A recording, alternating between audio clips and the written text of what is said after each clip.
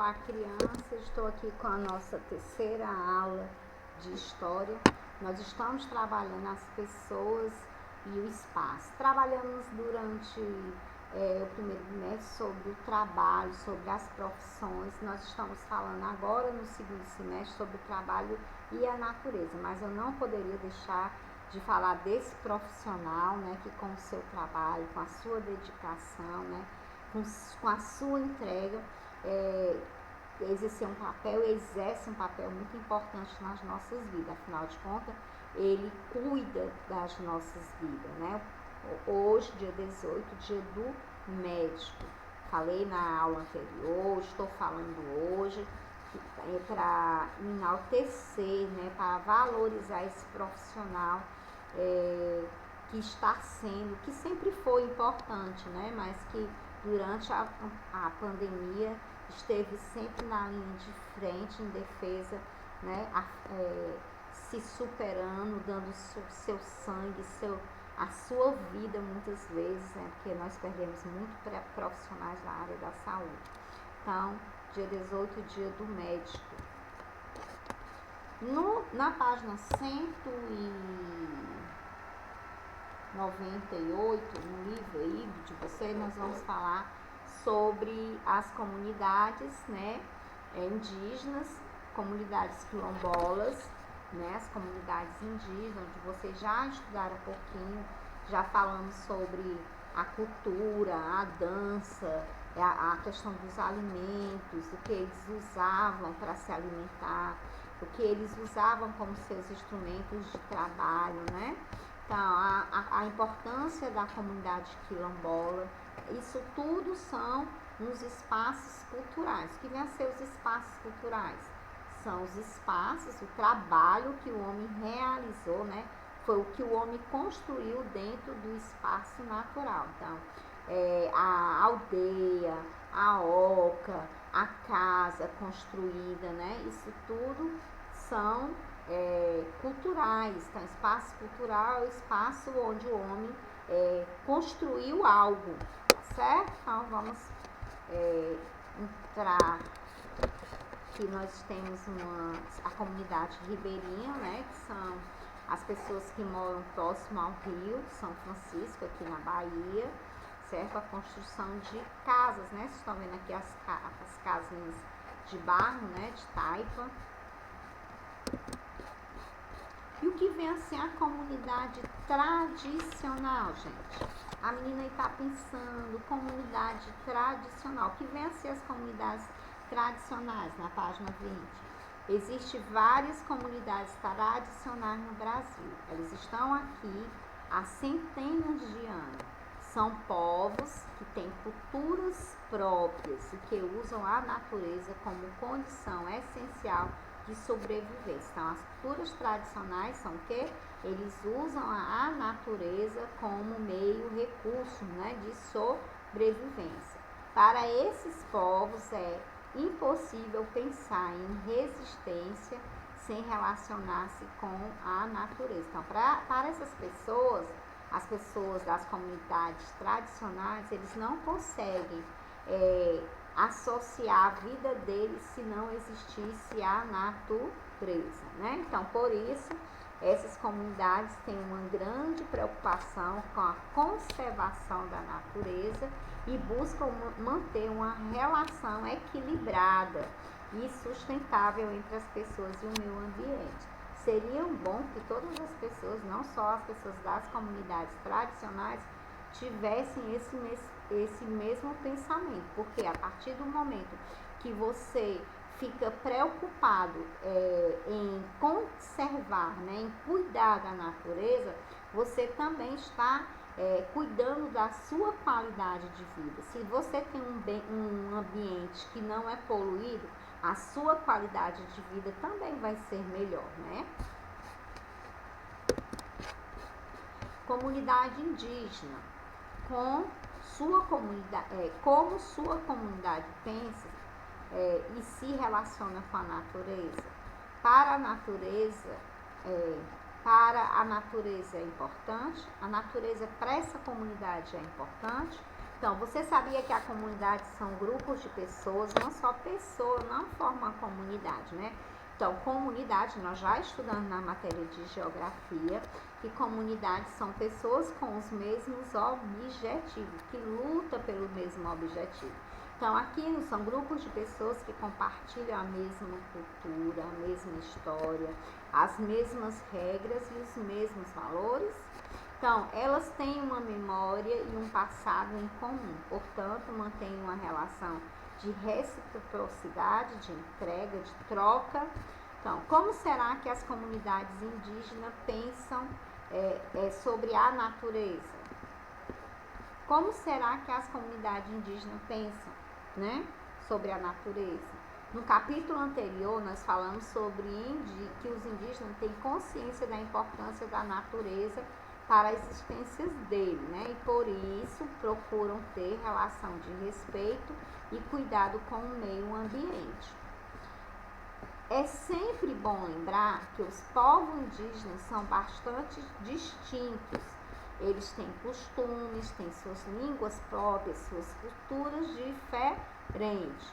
Porém, todos esses povos pensam da mesma forma quando se trata de natureza, né? Para eles, a natureza é inseparável da vida, ou seja, os seres humanos e não humanos pertencem ao mesmo mundo. Dessa maneira, os seres vivos estão todos ligados pela natureza e dependem um dos outros. Na página 203, nós temos aí um chefe paulista, que é o Alexandre, certo? Então, ele é muito conhecido em São Paulo, é um chefe cozinheiro muito famoso, não só em São Paulo, mas ele é paulista, ele é conhecido no Brasil todo e chega até ser reconhecido internacionalmente. Então, a gastronomia dele, ele é um defensor da culinária regional, né? Então, ele valoriza os produtos e as receitas típicas brasileiras. Palmas para eles, né? A gente tem que valorizar nossas raízes. E ele é esse tipo de profissional. Ele é paulista, mesmo premiado internacionalmente, ele leva para outros países o que?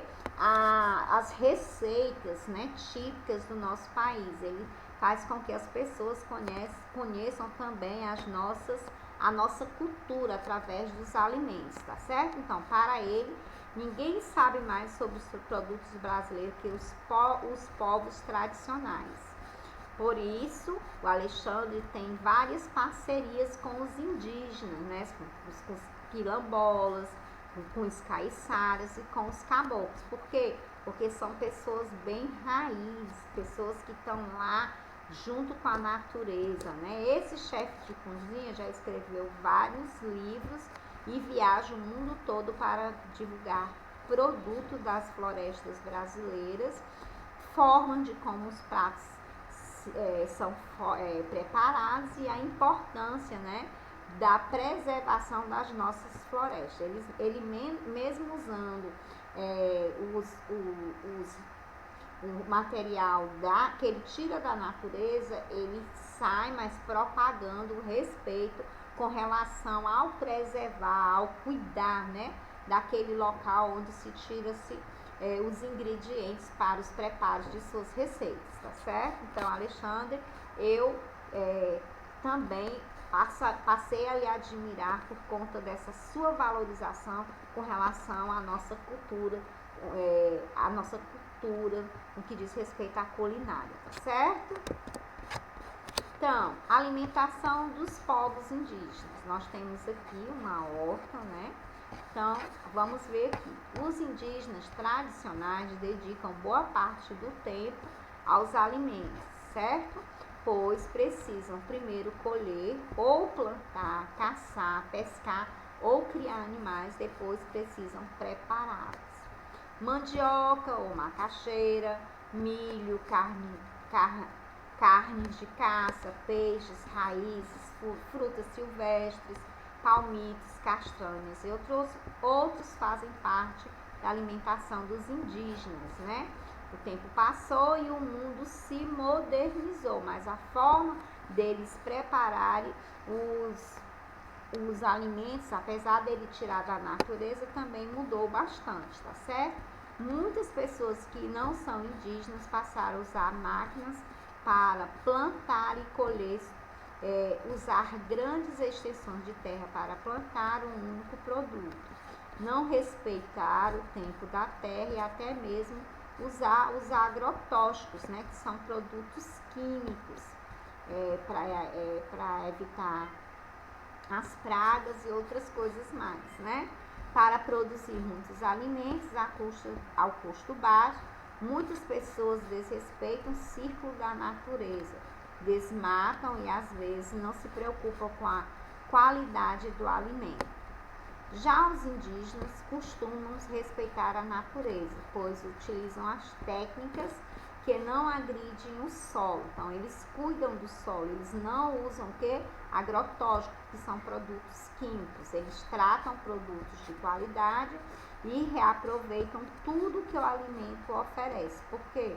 Porque são alimentos saudáveis, sem química, né? Sem produtos químicos.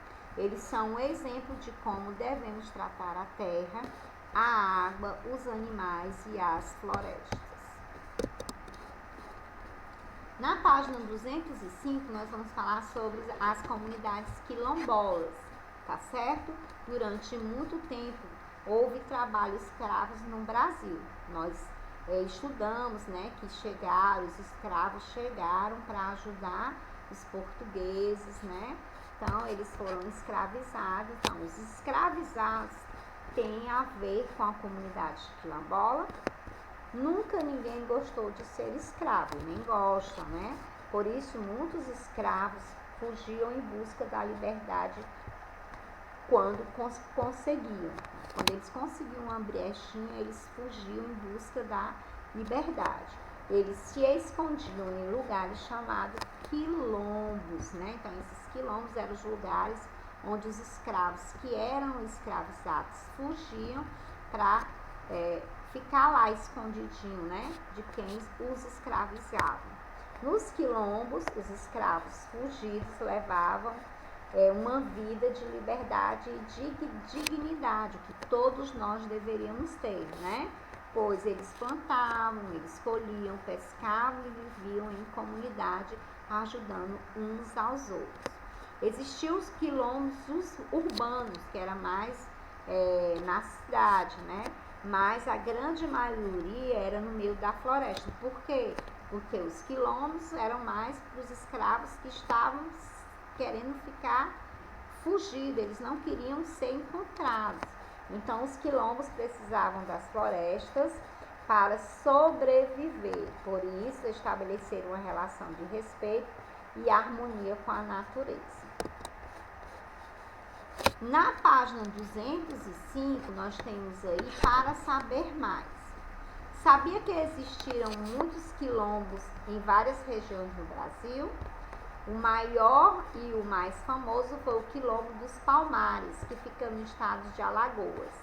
Calcula-se que vivia mais de 20.000 pessoas nesse quilombo. A principal fonte de sobrevivência eram os recursos naturais da floresta, que era a água, os alimentos e os animais. Os quilombos dos Palmares durou quase 100 anos e o seu principal líder foi o Zumbi dos Palmares. Mesmo com o fim da escravidão, os descendentes dos escravos fugitivos continuaram morando nas terras onde antigamente haviam os quilombos, constituindo comunidades chamadas de quilombolas. Quilombolas são as comunidades, né, onde os escravos formaram, né? Atualmente o Brasil tem cerca de 3.000 comunidades quilombolas espalhadas por todo o território nacional. Os estados olha só os estados que tem mais, que se encontram mais esse tipo de comunidade, né, de quilombolas.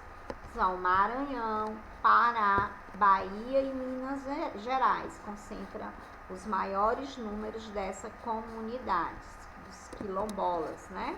Aqui nós temos uma comunidade com quilombola. As comunidades quilombolas continuam mantendo uma relação muito especial de respeito com a natureza, bem como de preservação e transmissão de conhecimentos.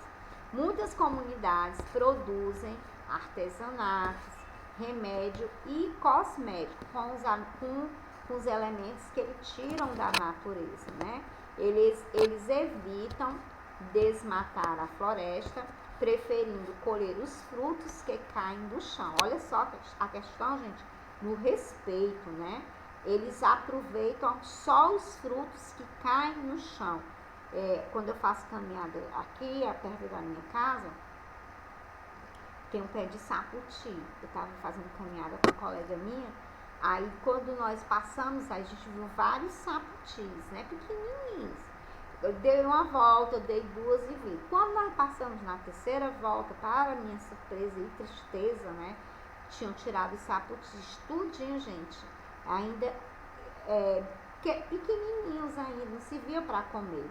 Então, esse tipo de pessoa, diferente dos quilombolas, respeitam a natureza. Não, né, gente? Porque eles nem sequer dão a oportunidade daquela planta se desenvolver, né?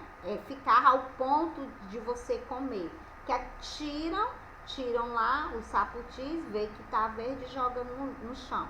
Aí, aquele saputi que foi tirado indevidamente não serve. Já os quilombolas, eles só aproveitam aqueles elementos da natureza que caem no chão, a forma de respeito, né? Então, nós vamos fazer juntinho comigo as atividades do livro das páginas 202, 203 e 206. Então, analisem essa imagem aqui e responda certinho. Pinte o quadrinho, né? O quadro da cor que você preferir.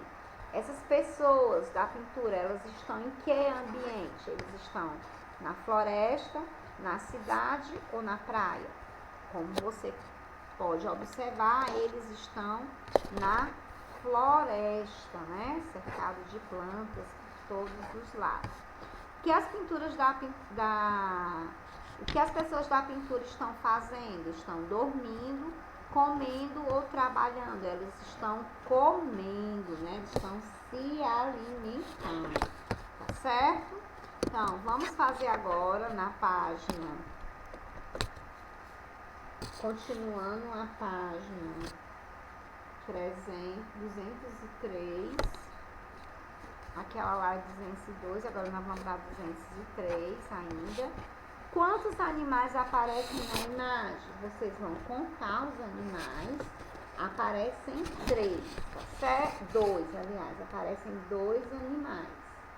2 animais na paisagem, certo? O que as pessoas estão fazendo com os animais? Estão comendo, eles caçaram e estão comendo, né? Inspirado na pintura, escrevam uma frase sobre a relação dos indígenas com a natureza.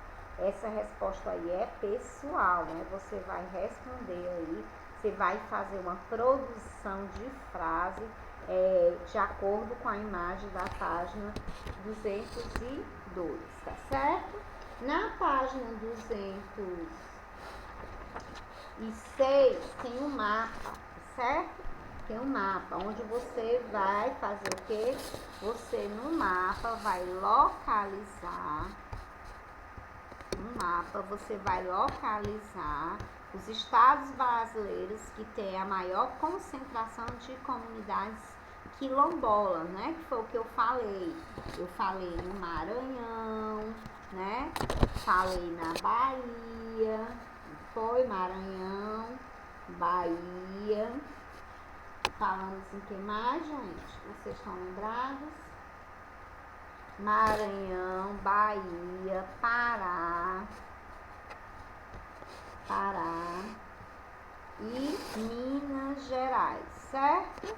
Então, Maranhão, Pará, Bahia e Minas Gerais são os estados que você vai pintar, que é o que tem maior concentração das comunidades quilombolas, tá certo? Vamos para a ficha, para a página dos 115.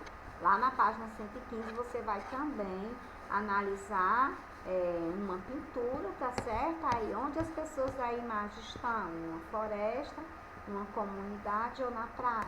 Estão em uma floresta, né? O que a imagem está mostrando? Está mostrando a plantação de novas árvores, a derrubada de árvore ou pessoa colhendo alimentos. Está mostrando o que? A derrubada, ó, está tudo desmatado aqui. Então, eles estão derrubando, né? Então, a derrubada de árvores. E nós vamos finalizar mais uma aula de história, certo? Com a imagem aí da importância do médico, né? Ele dá vidas. Essa imagem aí, né? Tem a ver com a nossa homenagem ao Dia do Médico, tá certo? Um beijo, fiquem com Deus e até a próxima.